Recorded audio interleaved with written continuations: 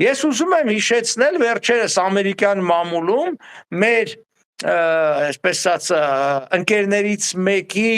եւ ամերիկյան հայտնի վերլուծաբան Մայքլ Ռուբինի հոդվածը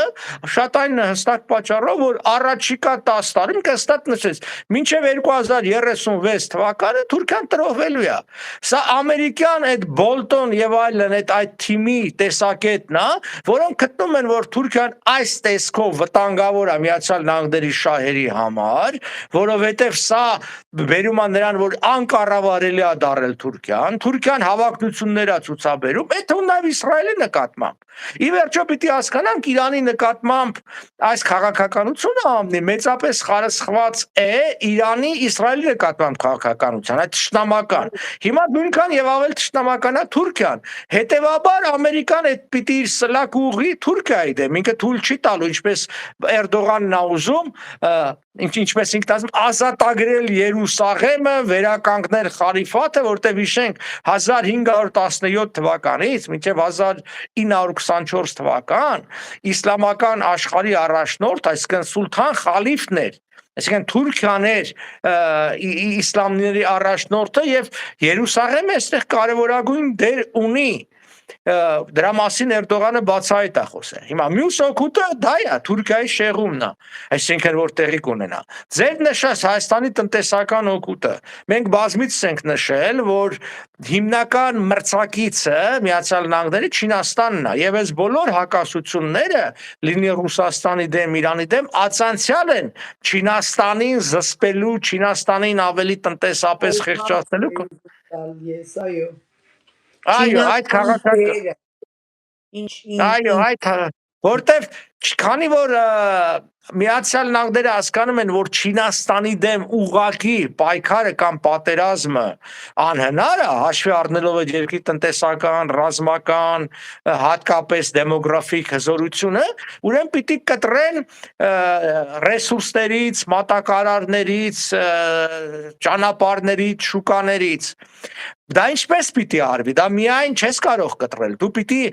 այն ապրանքները, որոնք այսօր Չինաստանը մատակարարում, օրինակ Եվրոմիության շուկա կամ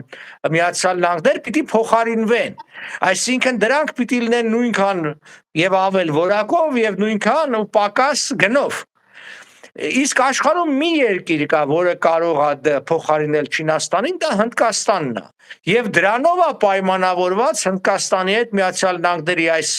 սերտ քաղաքականությունը, թվում Իսրայելի։ Հենց վերջերս էլ մենք տեսանք Իսրայել-Հնդկաստան այդ ջերմ հանդիպումները, Հնդկաստանի ղեկավարի այց այդ ամբողջը կա։ Հիմա իսկ դա հնարավոր է, այսինքն Հնդկաստան արևմուտք հարաբերությունները հնարավոր է այսօր ցամաքային կայուն վստահելի կարճ ճանապարհի արկայությամբ, որտեղ ծովային ճանապարհները Սուեզի ջրանցքը դա խճողված բարդ ճանապարհ է, Աֆրիկան շրջանցելը երկար է, դժվար է եւ նույնքան Ջիբրալթարի խնդիրն է այնտեղ ցամաքային Մի քանի տարի առաջ Դելիում ստորագրվեց մեծ 20-յակի մի հայտարարություն Հնդկաստան, Միացյալ Էմիրություններ, Սաուդյան Արաբիա, Հորդանան, Իսրայել այդ ճանապարհը օգտագործելու համար, որից մի ամիս չանցած բռնկվեց Համասի հարձակումը Իսրայելի նկատմամբ, այդ ճանապարհը փակվեց եւ այս իսրայել-արաբական կոնֆլիկտը։ Հիմա մյուս ճանապարհը ցամաքային, այսինքն այսպես Իրանը անփոխարինելի օղակ է այստեղ, այսինքն Իրանով պիտի գնա։ Հիմա Իրանով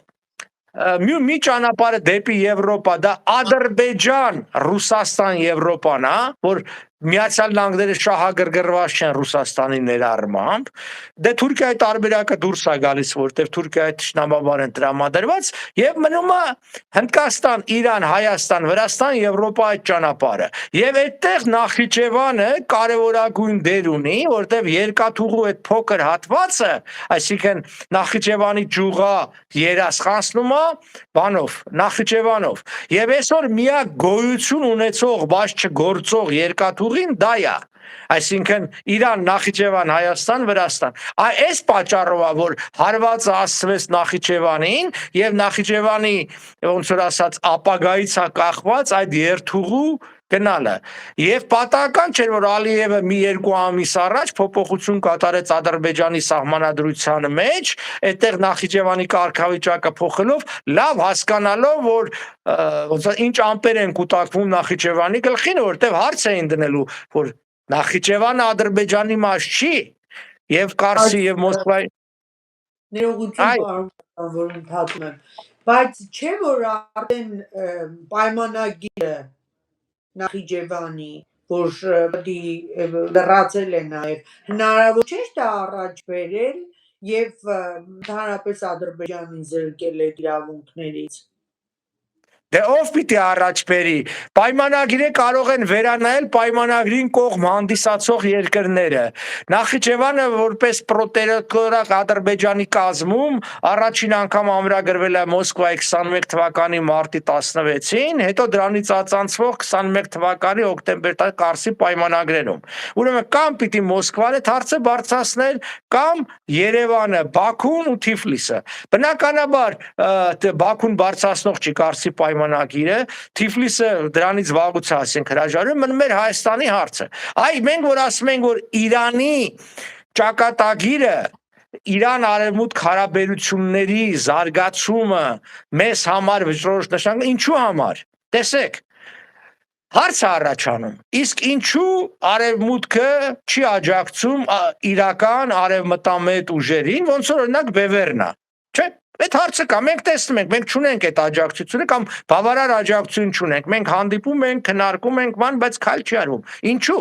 Որտեվ քանի դեռ Իրանը արևմտամետ չէ, Հայաստանի լինել արևմտամետ թե այլ որևէ բան չի փոխում, դա փակուղի է։ Հայաստանում ազգային իշխանությունների առաջ գալու անհրաժեշտությունը այն ժամանակ առաջանալու, եթե Հայաստանը դառնում է այդ մեծ շղթայի մի մասը, իսկ Հայաստանը, այսինքն Հայաստանի ազգային պետությունը պետք է, երբ որ Իրան արևմուտքի մասը Թուրքիան արևմուտքի թշնամի այդ դեպքում ազգային իշխանություն է պետք Հայաստանում որ նույն Իսրայելին է պետք մենք տեսնում ենք Իսրայելի որ շատերը համարում են Իսրայելին որպես Հայաստանի թշնամի տես առաջիկայում Իսրայելը դառնալու Հայաստանի թիվ 1 դաշնակի շատ པարզ պատճառով որտեվ եթե առաջին թշնամին Թուրքիան է ինքը պիտի ձևավորի հակաթուրքական ճակատ որի գործընթացը ինքը սկսել է Հունաստանի եւ Կիպրոսի հետ միասին բնականաբար այս իշխանությունները